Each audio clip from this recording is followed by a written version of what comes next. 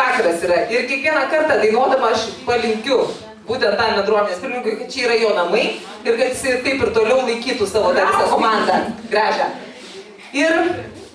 O aš labai džiaugiuosi už tokį gražų renginį ir labai tikrai noriu padėkoti tau, Rūtelė, kad tas renginys iš tikrųjų labai vienyje visą bendruomenę ir ta daina, kuri yra skamba čia ir mūsų širdyse, tai jinai skamba visoje Lietuvoje ir ta Lietuva, tai sako, mūsų širdyje visur yra.